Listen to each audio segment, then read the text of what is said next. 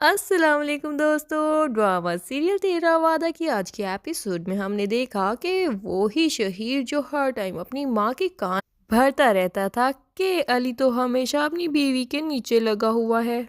उसी शहीर की जब अपनी शादी अपनी पसंद की लड़की से हुई तो उसने दौरान मुरीदी के सारे रिकॉर्ड ही तोड़ दिए हैं और माँ भाई ये वो सारे रिश्ते भुला दिए हैं। और ये सैम की मुझे समझ नहीं आती, एक तरफ वो शहीर के पीछे पड़ी होती थी हर टाइम कि अपने घर में कब बताओगे कब बताओगे, और जैसे ही उसको पता चला कि शहीर के घर में पता चल गई है तो शहीर को अपनी गाड़ी से निकलने का कहती है और कहती है भाई अभी मैंने अपने भाई को नहीं बताया हुआ हमारे बारे में और मैं फिलहाल उसको डिप्रेशन भी नहीं देना चाहती। बिलाल जमानत पे रिहा होके आ चुका है और आते साथ ही वो सैम की गाड़ी में बैठ के कहता है कि मुझे निगाह आंटी के घर छोड़ो।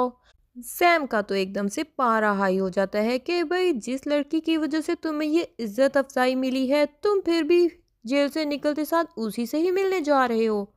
लेकिन यहाँ बिलाल का प्लान तो कुछ और ही था। वो उसे कहता है कि तुम मुझे छोड़ के आ रही हो या मैं खुद ही चला जाऊं। और जैसे ही वो निगत बेगम के घर में एंट्री मारता है वहां भी यही टॉपिक छिड़ा हुआ होता है और पता चलता है कि मारिया को अभी तक भी अपना आप कहीं भी गलत नहीं दिखाई देता।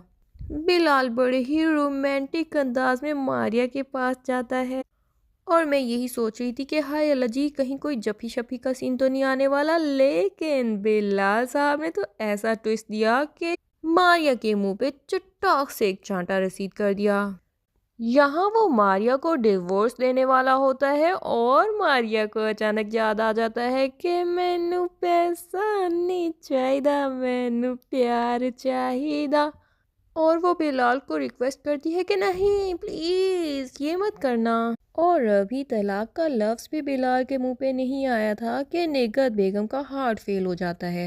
यहाँ डॉक्टर फौरी सर्जरी का ऑप्शन देते हैं और अली साहब जाके शहीर से पैसे मांगते हैं, लेकिन शहीर जहां सैम के भाई की जमानत देने के लिए फटाफट से पैसे उड़ा देते हैं वहां वो अली को तो साफ ही जवाब दे देते हैं कि तुम्हारे ससुराल वालों के लिए तो मेरे पास 1 रुपया भी नहीं, और सिर्फ 8 लाख के पीछे अपनी औकात दिखा देते हैं और अपने भाई और अपनी माँ से भी रिश्ता ख़त्म कर देते हैं।